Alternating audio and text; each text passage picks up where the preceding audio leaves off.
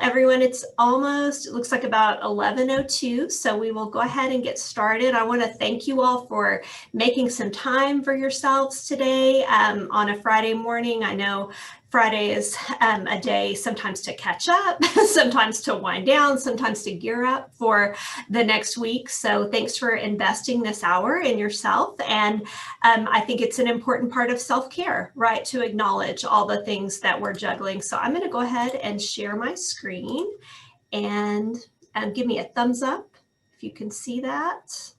Everybody good? Okay, so our topic this morning is juggling all the things. We're going to help one another balance expectations and cope with the challenges in the midst of these ever-evolving expectations. So just a little disclaimer at the beginning. I'm not don't have the authority to take things off people's plates, clearly, and I don't think anybody's here for that expectation, if only, right? I could talk to our grad program directors and chairs and deans and even administrators higher up and remove some things. But it's not really about changing the expectations, but we're talking about coping and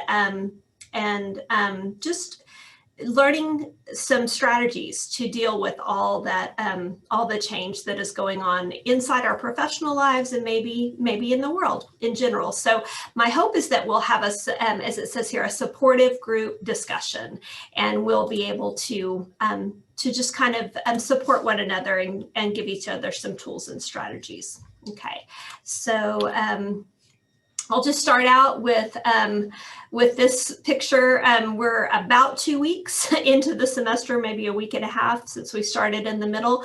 Do you feel like you're hanging in there, or do you feel like you're hanging by a thread? And I'll let people share if they would like to.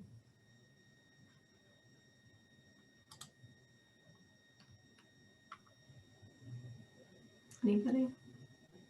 And Britton, since you've joined us, will you watch the chat for me? Since I'm screen sharing, I'm not able to see the chat always. So if you could let me know if there's anything I need to answer, that'd be great. Sounds good. Okay, great. Well, maybe you're both.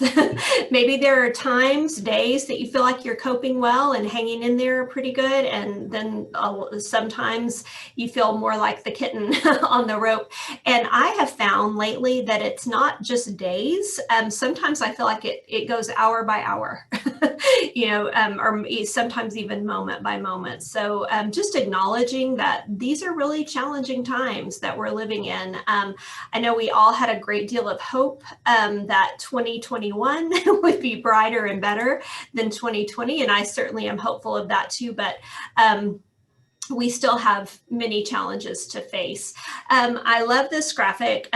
You're doing really well given the circumstances. I think we all need to take moments in time, especially when maybe we're not feeling that we're doing as well as we would like to be or could be, just to acknowledge that we're in circumstances that are really unique. And we've heard unprecedented more times than we'd like to. But, we're living in times in higher education, in our city, our state, our nation, and our world that are very different than we've experienced in the past. So it's a good acknowledgement that things are difficult. I noted, and I'm sure you all have heard, that that Cicely Tyson, the great groundbreaking actress, has unfortunately passed away. And I saw this quote this morning. I added it quickly because I thought it was really very applicable to what we're talking about, and I just think it's inspiring. Challenges do help us and make us discover things about ourselves that we weren't aware of prior. So we're not enjoying the circumstances that we're going through necessarily, but it is nice to think that how the challenges might be making us more resilient and stronger. So this morning, I want to start with just a little activity. So discoveries that we've made in kind of the new normal that we've settled into with the hope of being on the other side of this, hopefully soon. I want to start with people sharing roses. Maybe things that you've discovered that have been positives. We were talking before everyone joined that being able to work from home has been a positive in some ways. If you have pets at home, I know my pets, our two dogs have really enjoyed having someone there with them throughout days when they were alone more. So maybe things that you're enjoying are positives. Thorns, things that you're just absolutely over, that we're so ready to be on the other side of. And then the last picture is buds, things that we're looking forward to when we get back to some type of routine that we're more used to. So would anyone like to share with the group? And you can share any of the three or all three, your rose, your thorn, or your bud. Well, I can start with a rose. Thanks, Morgan.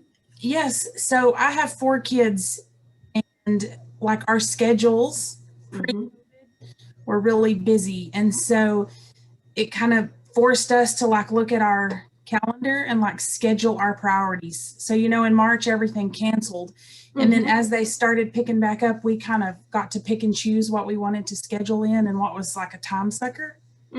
And so I've really enjoyed, like, I guess the family time that it's brought. I mean, of course, it has its negative attributes too, but I really enjoyed the kind of being at home together. Absolutely. I'm a mom of 2 teenagers. We've got a 14-year-old and a 17-year-old, and I really agree with that. Just kind of the reprioritization that this has brought, and it has helped us realize there were things that we missed and things that we didn't.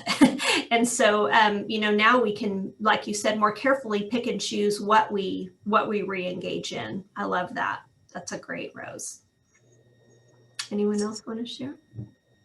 I'll share. You know, I'm kind of on the latter end of my career, and I had a 10-year goal last year or the year before that. I would like to be working from home, teaching from home. And that's kind of where my progression was going. And, you know, this COVID came, and all of a sudden I'm in my dream job, you know. I'm working from home, teaching from home, and loving it. And so, and I understand for many people, you know, still have small children at home, there's challenges, but for me as an empty nester, it has really been a rose in my life. And I also have health challenges. And so being able to be home and really take care of myself has really helped my health a lot too. That's great. And so that's been a huge rose. A thorn has been just, you know, I'm an introvert, so I don't mind so much being home. But there are times when I miss, you know, the gatherings. I used to have lunch with my friends at least once a month, my close friends, and that I miss, that we can't do that. But the bud part of it is that when you really have good friends, you find other ways to get together, like Zoom and, you know, things like that. And so you really get to know who your true friends are and who are understanding of the circumstances and can find other ways to get together. And family too. We've been creative, you know, and how we get together. So. Deborah, that's such a good point. I don't know if any of you know our faculty fellow here at the TLPDC, Jody Rogenson. She and I had a meeting last Friday, and when she got off, she said, I'm about to have dinner and drinks with some friends via Zoom. And so she had a friend in Chicago, a friend in New York, a friend in Indiana, and there was one more place, guys, and I'm so sorry, maybe somewhere in Texas, Austin, I think. And they were meeting, they were ordering dinner in from their favorite restaurant and having their happy hour drink of choice, and they were going to meet for an hour for dinner and drinks via Zoom. And I thought, what a cool idea. You know, as you said, I mean, it can't look the same as sitting across the table from people, but, you know, with friends all over the nation, that's a great way to connect. And I do feel like sometimes some of these strategies that we've learned will stick with us. It is a nice way, as you said, to connect with family near and far. And Jody was also saying that they noted that the holidays may be more pleasant via Zoom. You know, they don't have the stress of the travel, and you can see one another. Whereas if you're at a long table, you might be far from Uncle Dan or Aunt Rose or whoever it is. So there are some definite positives. Thank you so much for sharing. Anyone else before we move on? So I don't live in Lubbock, and I travel, you know, to work. And so one positive is I have more time because I'm spending 45 minutes to 50 minutes a day traveling. He's loving it. He's the chef of our family because I'm on time for dinner every night, you know. So he's really enjoying that. For me, a thorn early on is that I'm almost 60 years old, and I've talked to Mitzi before. I didn't grow up with the technology. I learned just enough to do my jobs. Well, guess what? This time enough was to figure it all out. Blackboard, Zoom, all these new things. This old dog's learning new tricks. So I've been very proud of myself and the students. And what it requires of me is to be even more organized. Before the semesters to set all the modules up on Blackboard and, you know, synchronously online. Getting it all up there for them. And it's been a thorn, a frustration, but it has turned into a bud that I'm like, wow, this dog can learn these new tricks. Well, I love that, Bonnie, and it increases our self-efficacy, doesn't it? And I also think it puts us kind of on a playing field that maybe is a little more equaled or leveled with our students. You know, they're struggling with their technology. They're struggling with their internet connection.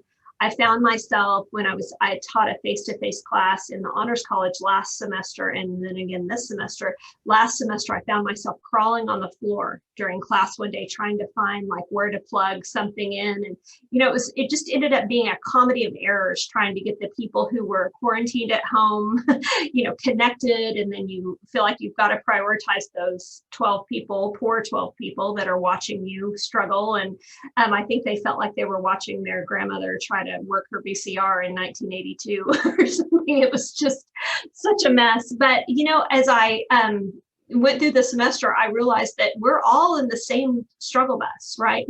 We're all doing things that are a little bit more challenging right now. And I tried to choose to focus on the gratitude that maybe it helps them see that they're not alone in all of this. Because, and here's the good news and bad news, Bonnie, and no matter how well you think you understand it, there are always glitches and always problems, right? So Suzanne did a transparency workshop yesterday, and there was a struggle with the PowerPoint, and I consider her a master presenter. So, you know, things happen to all of us.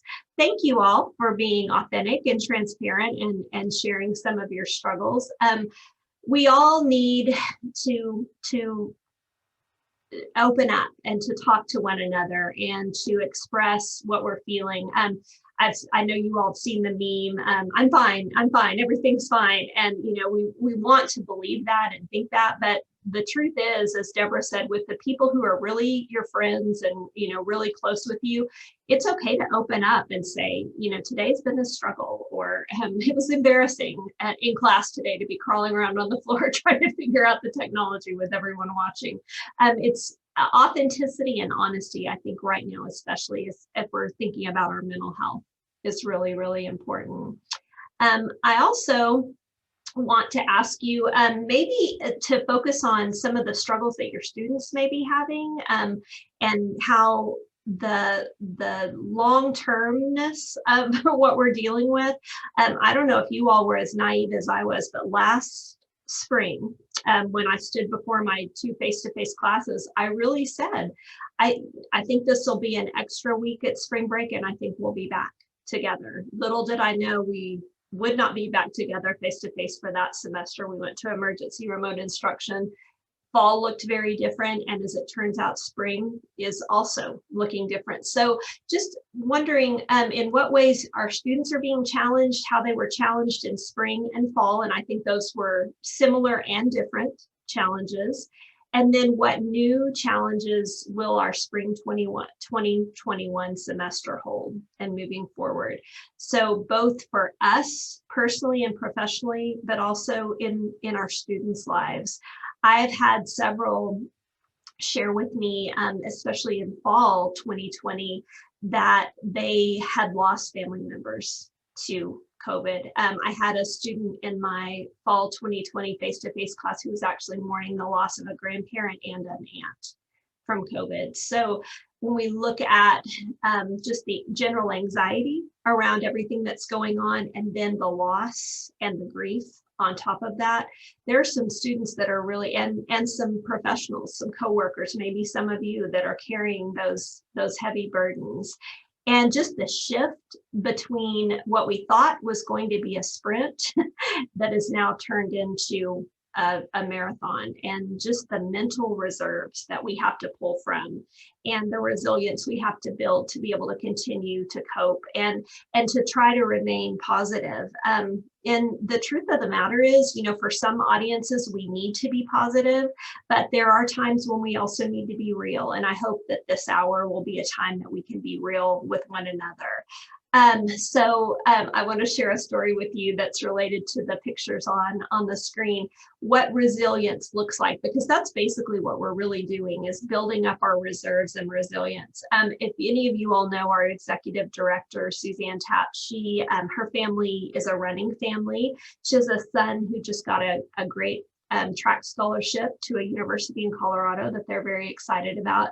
And so she goes to many track meets, and she told the story last semester about, after her son's competition, she was watching the middle school runners, and she said some of them looked like new baby colts, just kind of struggling along, and they were running in a 2-mile race, which I don't know about you all, 2 miles might as well be 200 miles if I had to do that. 2 miles is a long way. I think for her son, he probably runs like, I don't know, Britain, 5 or 6 or 8 miles, just like before he goes to school. So 2 miles would be nothing to Pierce Tapp, but it would be a lot to me, and it was a lot to those runners. And she said one young man was just struggling, and as he neared the finish line, he started gagging. He was about to get sick to his stomach, and she was standing next to his mom, and she said, "You can do it, son." And she said he went through the finish line with his thumb up, but just, throwing up as he went through. And as you think about what we're doing, like sometimes that's what resilience looks like. It's not pretty. We're getting through it. We're crossing that finish line, but man, it is a struggle. But he also wanted to maintain that, "I'm okay, Mom. I'm doing it for his supporters and his coaches." So I think we can all relate to that young man in some ways. There are days that we maybe cross the finish line, but what it looks like on the other side isn't pretty. But maybe over time, as we continue to, as you said, Bonnie, and struggle and figure it out, we can look back and say, wow, I'm really proud of how that was handled. So for ourselves and for our students and coworkers, family members, I think it's important to spend a little time this morning talking about the signs of distress, so we can be aware of them in ourselves and in our loved ones and in our students. Those feelings of fear and anger and sadness and worry, numbness and frustration. I think we can admit that we probably all felt any and all of those from time to time over the course of the last few months. When I look at numbness, there are times that we're almost just overwhelmed, aren't we, with the amount of bad news. I know I have been feeling really hopeful about the vaccine, and my parents, my mom is about to turn 80 next week, and my dad is 86. So I was thrilled to death when I could get them on a list at Market Street, and they've gotten their first vaccine, and then they're scheduled to go on the 2nd of February. And then we turn on the news and there's new strains that seem to be more resistant to that great vaccine. And, it's easy to feel worried and sad and numb and really frustrated about a variety of things. Maybe if it's related to our work, things that we think we're doing pretty well, and then we look and realize that we put so much focus on our online teaching or our course development or our attention to our students and the additional tasks that we're doing, that maybe our research or maybe our collaborations with other colleagues are falling by the wayside. So that can feel really frustrating. Changes in our appetite, our energy, and our activity levels. Have any of you all felt like me that you just don't have the stamina, mental stamina or physical stamina as well, to do the things that you used to? Productivity for me right now looks very different than it used to. And that's a great source of frustration at times. Difficulty concentrating or making decisions, even small things that aren't a big deal. Sometimes we can struggle with those decisions because we're so overwhelmed. This, I think, is something that if I were to ask you all to raise your hand, we could all do that. Difficulty sleeping, or nightmares, difficulty falling asleep or staying asleep. I was reading an article recently that was talking about pandemic insomnia and how common it's becoming for us not to be able to unplug and to get that good those hours of restful sleep. Wilna, did you want to share something with us? Sorry, no, you said we should raise our hand if we have the same problem. I have absolutely difficulty falling asleep. I thought I was handling the stress and everything very well, but I really have a problem sleeping and falling asleep at night. But then if I do fall asleep, then 2-3 o'clock I'm awake and lying, tossing and turning. It's really affecting sleep pattern, definitely, for me. And Wilna, I've been getting some pushback from people that I know, even moms in a group about that we text about certain things, because I'll send correspondence in the middle of the night and they're like, my phone was dinging at 2 a.m. What are you doing texting me at that time? And unfortunately, sometimes that's the time that I'm awake and thinking about things that I need to do. So I found that if I'll just do them, then I feel better. But some people have their sound on, I guess, and they don't particularly appreciate a text message at 4 a.m. or 3. So I agree with you. I can fall asleep, but staying asleep and sustaining that good repairing, resetting, regenerating rest that we really need is a struggle, isn't it? Yeah. So. And it's strange, even during weekends. I thought, that during the week, because you have to go to class and face the students and everything, but even during weekends, Friday nights, Saturday nights, I still have the same problem, even if I don't have to come to the university and just work at home. So yeah, it is. Yeah, it's definitely there. It's a real struggle, isn't it? Yeah. Yes, and I think that sleep deprivation then manifests in other ways, like this next bullet point, physical reactions, body aches, stomach problems, headaches. During quarantine, just recently in the past few years, I've started struggling with migraines. And I think it's an age thing, unfortunately, but I noticed during quarantine that, I don't know if any of you all have that struggle also, but you can get prescription medication for them. And I have, and I do have something that works really, really well, thankfully, but you only get 8 pills per prescription. And my doctor explained it in the way that if you're having more than 8 in a month, then we need to dig deeper and find out what's going on. And I had never had really anywhere close to that, maybe 2 to 3, 4. And as I was popping out that 7th pill, sometime in April or May, and it was, oh gosh, maybe somewhere around the 20 something of the month. So close to the end of the month, but it really got my attention. And I thought, that's a lot of severe headaches to have in a 30-day period. And I really, as I started to slow down and journal some things, I did note that I was probably eating some things that were triggering. I think we can all also relate to the fact that during quarantine we were eating all the things and things like that, and chocolate and some things maybe that I wasn't eating as much of. But mostly I think it was really related to the amount of stress and struggle that I was feeling internally. So if you have a chronic health problem like migraines or like any type of an autoimmune disorder or anything like that, I think it can certainly worsen with anxiety and with this period of stress. Britton, did you have something you wanted to share? I was just raising my hand because I have, I have lupus. So whenever this pandemic hit, usually my lupus flares aren't as bad when I'm active. So when the gym's closed, I noticed I was sitting more, like wasn't up walking around, like going to people's offices, talking things out. And my lupus flares just they were nonstop so I had to really think like, okay, I need to stay active even though the gyms are closed and can't really be around anyone, go to like the fitness classes I was going to. So I was like, I still need to do something to stay active. So that was the worsening of the chronic issues. Yeah, thank you. Thank you for sharing that. I know a lot of people can relate to that.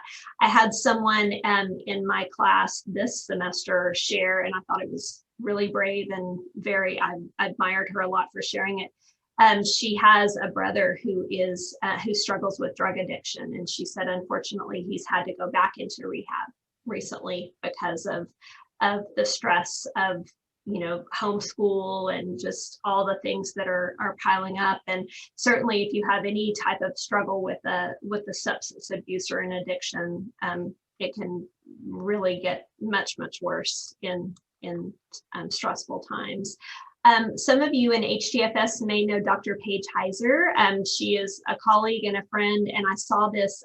She's also a licensed professional counselor, and so I love to follow what she posts on Instagram, and this is something that she posted not long ago. And I really thought it was such a good reminder that almost head to toe, anxiety can manifest in our bodies in many different ways. So just that, maybe that tightness or shortness of breath, feeling that we've got tension in our muscles, as we talked about, stomach pains, headaches, racing thoughts, and unable to, maybe invasive thoughts, unable to shut off that tension at the end of the day when we want to be resting. So just a good reminder, not that we can necessarily change it, but it's good to acknowledge the fact that, there's a really strong mind-body connection.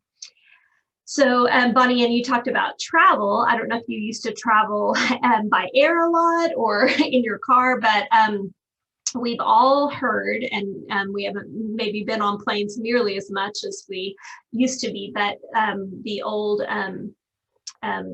drill when we were on the plane and the flight attendant was showing us, how the oxygen mask works. We've all heard that.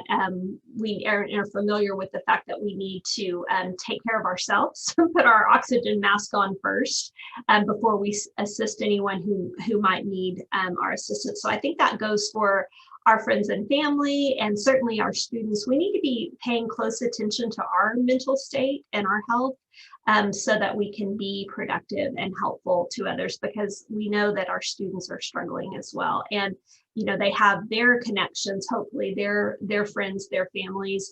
But I've noted during all of this that students are reaching out to me asking questions that are not related to our class. I mean, maybe they are in that, should I come today based on how I'm feeling? But I answered about 5 emails in one day last fall about, this is how I'm feeling. Do you think I should go to the clinic? Do you think, and I realized that I'm not just the role of their instructor right now. I'm their in Lubbock support. What should I do? How should I handle this? So they're needing our support. So we certainly need to be supporting ourselves and helping ourselves. So on that note, what can we do? How can we support ourselves, and how can we help care for others that might be struggling? This information that I'm sharing with you comes from the CDC, and also a book that I've been reading that I've really enjoyed, called Blue Zones. It is some information about areas of the world where people live to be sometimes like in their late 90s into 100 plus, and just kind of some of the things that they do that maybe other people don't. And what I've really been surprised about is it's not that they are like throwing their feet up and taking it easy. These are people who work very hard and work for long periods of time. Retirement is not necessarily something that's in the vocabulary of a lot of the people, but they stay active, they stay connected, and they really focus on nutrition as well. So some of this information comes from that. So trying it the best that we can. It is difficult when we're under stress to take good care of our health. I have gotten better since quarantine about focusing on a healthy, well-balanced diet. Of course, I love those treats and that banana bread that we were making so much of, but that was becoming my normal rather than my occasional. So I'm trying to refocus that. Thinking about whole foods and not so many processed things. As you said, Britton, getting out and exercising, movement, even if it can't be in a gym. Sometimes when I work from home, it's helpful to me just to get up and walk around the block for 15 or 20 minutes during my lunch break or during a morning or afternoon break. A little fresh air, some movement does wonders for productivity. And then, well, no, we're not getting that quality sleep that we want to, but just making an effort to do that as much as we can. I know Courtney Myers attended one of my workshops not long ago on this topic, and she said she's had to start taking melatonin, that is something that has been helpful to her. She really had to go to a supplement because she was really, really struggling. Something that the Blue Zone book really focuses on, and many other research studies have, is our connections with others. And Deborah mentioned this, still getting together with friends and family, even if it's via Zoom, sharing our concerns with colleagues, with friends, maintaining those healthy relationships, even if it's with the use of technology, and building that strong support system.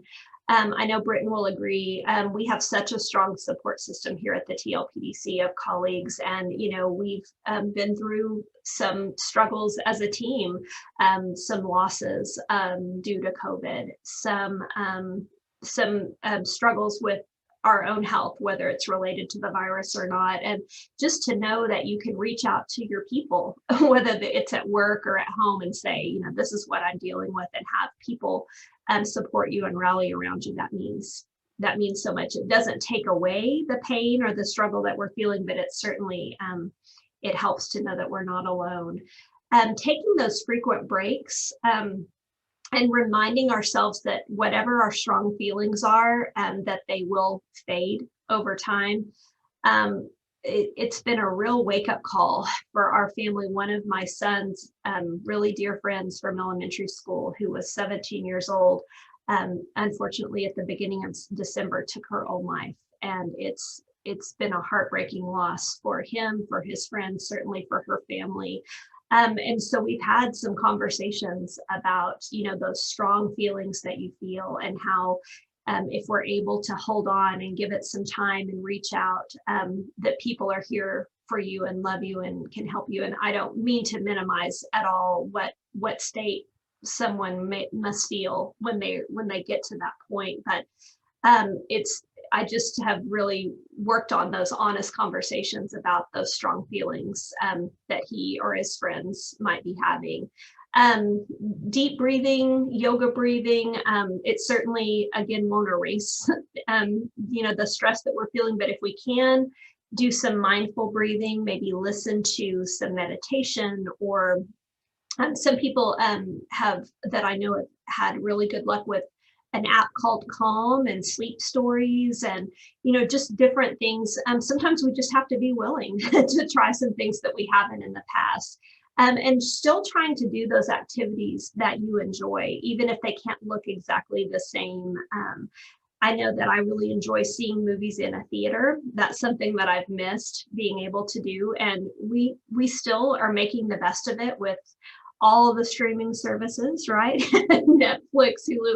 I feel like we're always constantly adding one more because there's something else we want to see. My son said over the Christmas break, well, we have to have HBO Max because we have to watch Wonder Woman, clearly. So, we do still enjoy watching movies as a family, but we, acknowledging that we miss being able to have the theater experience, and we look forward to that. That's kind of a bud for our family.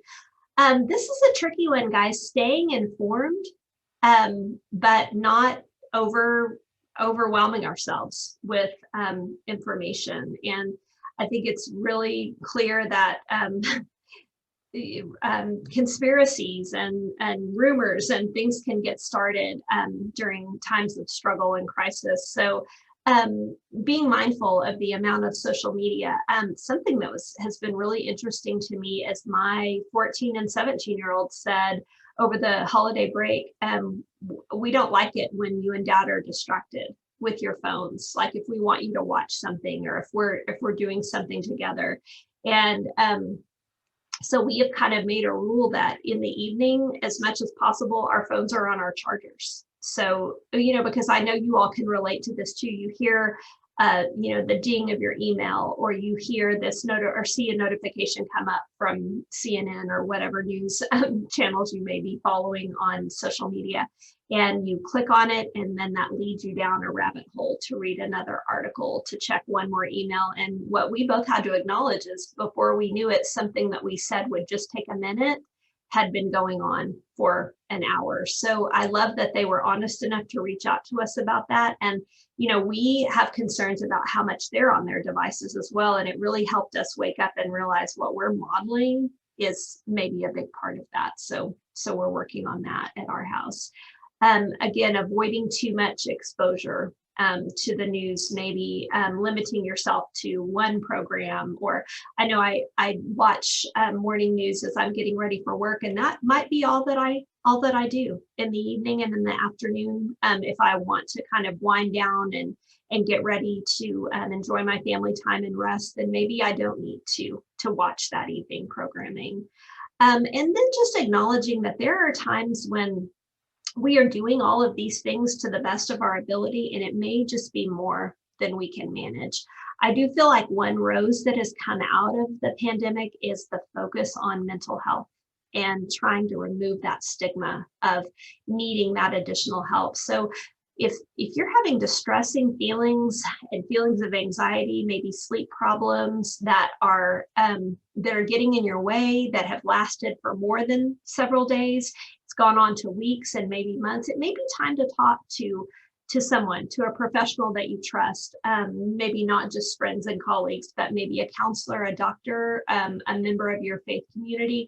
When I was struggling with the chronic migraines, I had a pretty frank discussion with my medical doctor, and I was really grateful for the advice that he gave, not only about things that I could do to focus on my physical health, but also the importance of maintaining good mental health and reaching out. So just acknowledging that there are times that we might need something additional, and that's okay as well. And maybe helping others in our lives know when that time might have come as well.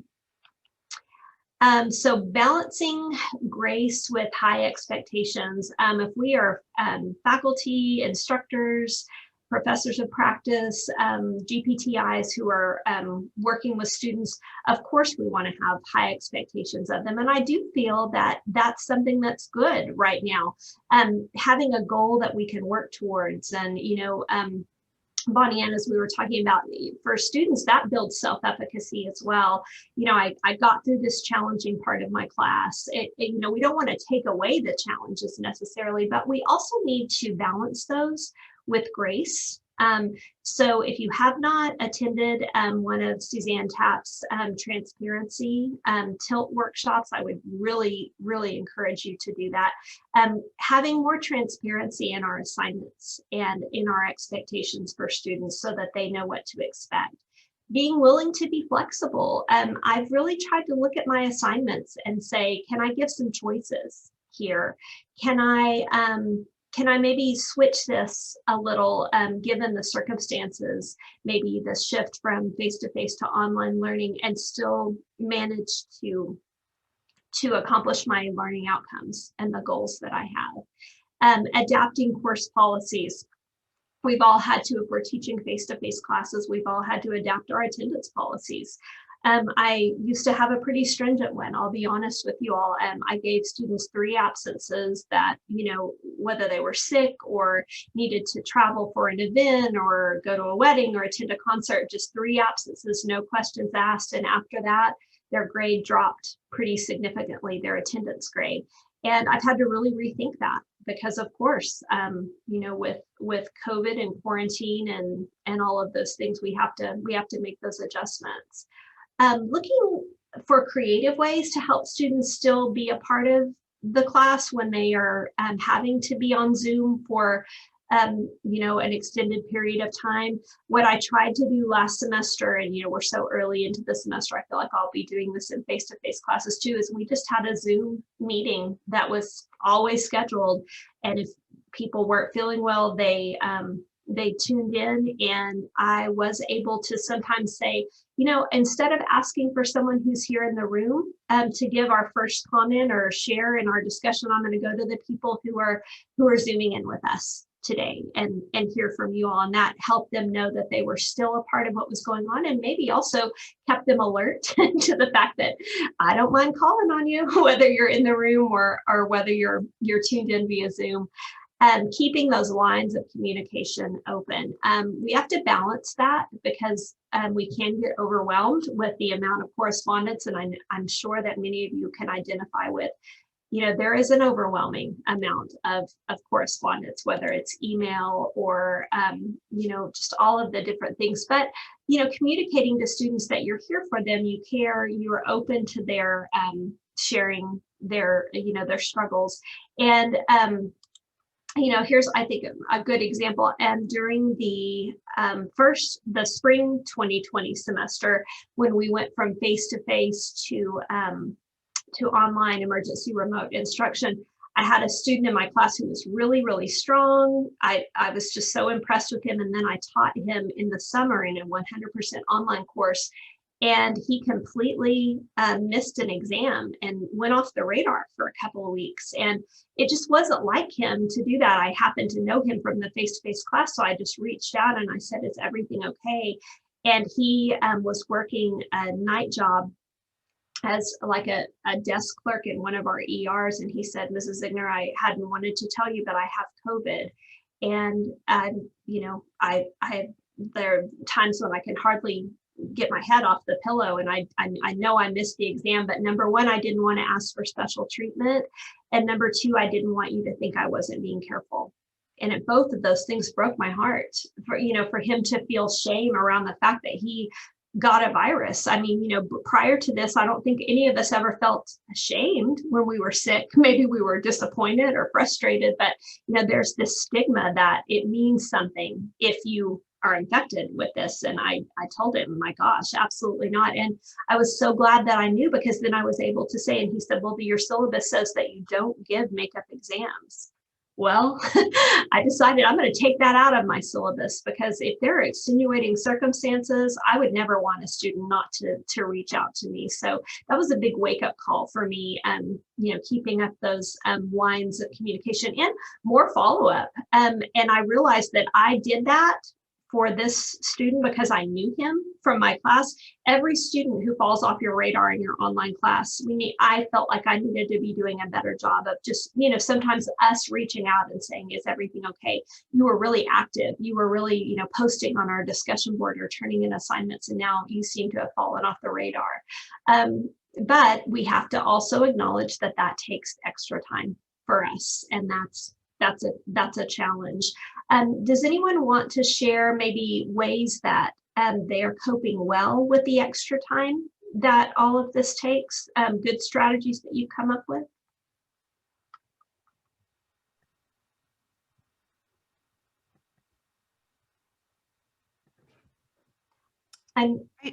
Go ahead, Bonnie Ann. Oh, I will. I messed up something on the Zoom. Actually, my attendance has improved since we've gone online. What I did, I mean, it sounds, you know, like it wouldn't be university level, but I just thought, how can I adjust and make them invested? And so I let it be a little percentage of their grade, that every time that they show up and they participate, you know, they get a grade for attendance and participation, which isn't something that I did in the past. So I've had very few people missing.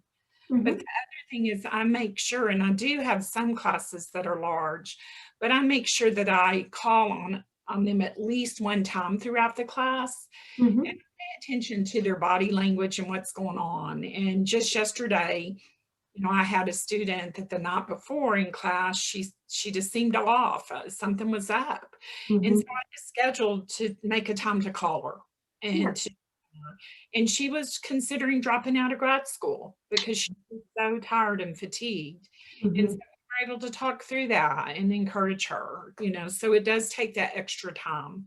But also being creative of how to make them say, I want to do this because this is going to be extra percentage to my grade. It's kind of juvenile, but it's worked. Oh, absolutely. And I love that you shared, you know, sometimes it takes a whole nother level of intuitiveness and being plugged in to notice, you know, in a face-to-face class, it's a little easier to see when a student is off or not, you know, but in a Zoom environment, that can be a little different, a little harder to determine. So good for you for realizing that and reaching out. Erin, did you have something you wanted to share as well?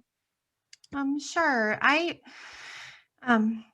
I teach a research class in the fall, and it was different this semester because of needing to be online and just, you know, I tried to have some understanding for what students would be able to do in terms of, usually I have them go visit different buildings and do some site analyses and precedent studies. And that was a little more difficult this semester based on just, you know, being out in the world. And so I, you know, tried to do some things with building in flexibility for, you can do this if you have access to a building, or you can review 3 additional articles, and gave students the choice of, you know, what they wanted to do. Something else I also started last semester, and everyone may not be comfortable with this, but you had mentioned mindfulness. I started last semester with my seniors who I teach. Just at the beginning of every class, I lead a mindfulness meditation for 10 minutes or less. We started really short with like 2 minutes and kind of built up over the semester. And that was something I got a lot of positive feedback on from the students. Just kind of teaching them the skills of how to be present in the moment amidst all of the stress and uncertainty and anxiety about the future, because they have stress and anxiety, obviously, that we're all dealing with about pandemic, but they're seniors in college and, you know, they have all of those worries too about securing employment after they graduate. None of them were able to do their internships last summer. You know, all of these came up. And so I'm teaching the same group of students this semester in the second semester of this series of their capstone. And I gave them a Zoom poll at the beginning of the first day and asked if they would like to continue beginning our classes with the meditation. And they unanimously said yes. And so I think that that is something that's helping. I hope it spreads into other parts of their lives, and, you know, not just on Tuesdays and Thursdays, but they feel like that's a skill and a practice that they can take into Mondays, Wednesdays, Fridays, Saturdays, and Sundays. And I'm trying to do that too. I have a Google Doc where, with a couple of friends, we're kind of entering our meditation minutes every day and just trying to make that a daily practice. So that is something that I'm helping, and we build it into class time. So it doesn't take a ton of it doesn't really take extra time on top of that. I love that, Erin, for so many reasons. Number one, if you're taking class time to do it, they see that it's a priority and it's important to you, how they're dealing and how they're coping. And I also love that you shared you have an accountability group of friends and colleagues that are helping you be sure that you're doing that. And we all love to hear ideas. So today, this is how I did mine. Oh, I'm going to try that tomorrow. I think students really appreciate that, and the humanity of realizing, you know, we're people too, and we're struggling. I had a student in my spring 2020 class when we were doing Blackboard Collaborate. You know, I went from a face-to-face class to a synchronous online. Say, can I asked, I think I opened at the beginning, are there any questions? And someone said, how do you cope with stress? Mrs. Ziegner? How do you take care of yourself? And I thought, gosh, I'm so glad you asked. And so we kind of started doing something similar. I had a little pitcher of water next to the computer that my daughter and I started making, like fruit and vegetable water. That sounds weird, but like, cucumber water, lemon water. We all needed to be drinking more water. And so we were trying to make it fun. And so I just held up the pitcher and I said, today we're trying strawberry cucumber water at our house. And it sounds like a silly thing, but it's something that we look forward to making and, new creative ideas. And someone mentioned that in the course evaluation, Erin. We're like, we love the day that you talked to us about, how to drink more water. And I thought that was so funny, but I'll take it right now. If that's something they walk away with, of course, I hope they walked away with much more than that, some, more content, but, self-care and the fact that we were able to have an honest conversation for the first 10 to 15 minutes of class of, let's talk about how we're coping and how we're taking care of each other. I think that matters, right? And for them to know that you're prioritizing that, I think says a lot about who you are as an instructor. So thank you. Thanks for sharing that. Gosh, we need hope right now, don't we? That's, I think, what we're all clinging to. So given these circumstances, some of the things that we've shared, how can we help each other cope? And I love that we've kind of already discussed some of those things. So I love a good acrostic composition. It's I used to be a second grade teacher, and this is something that I really enjoyed sharing. And when I first got this presentation going, to talk about something that is some good that comes when you can't sleep sometimes. I've started keeping a journal beside my bed, and I try to write down things that are either worrying me or so when I was making this presentation, this came to me in the middle of the night. And so I sat up and wrote down these different things. So things that we can use with the COVID, the word, how we can take that and maybe make it into some positives. So we can ask ourselves, how can I change my expectations to better meet these circumstances? So whether it's how productive I am on any given day, or how well I'm coping, or how can I change the expectations in my class to better match the circumstances? Erin, you were talking about teaching seniors and how stressful this is. They can't have an internship. They're worried about possible employment. So how can I change my senior level class to help them know that I get it. I understand that they're dealing with things that are different. My son, our 17-year-old, struggles with anxiety, and one coping strategy that our pediatrician gave us when he was really little that we still use to this day is helping him when he's feeling really anxious. Remember how he's overcome challenges before. Remember how worried you were before you started middle school, and how you used your breathing techniques, and you talked to the teachers and counselors, and you kept your lines of communication open with mom and dad, and how helpful that was. So just like remembering ways that you've gotten through challenging circumstances in the past. Can we vary our approach for a better outcome? We've talked about that previously. Can we change our assignments and still maybe accomplish those same learning outcomes? Is there an innovative technique that I could use? I know Erica Brookshurst here at the TLPDC does some great presentations and Zoom and workshops on Blackboard breakout rooms and just different techniques that are helpful. So can I go to a workshop and learn an innovative technique and maybe try that and see if it helps? And then D, what defines success right now, and how might I need to adjust that based on what I'm capable of and what my students are capable of? I love Brene Brown. I don't know if any of you all like her books and her research. She does research on shame and resilience and authenticity. And this is a quote that I read last semester from her. One day we will tell our story of how we've overcome what we've gone through, and it may be someone else's survival guide. So just being able to share our stories and say, this is a time I was really struggling, and this is something that I did to try and overcome that.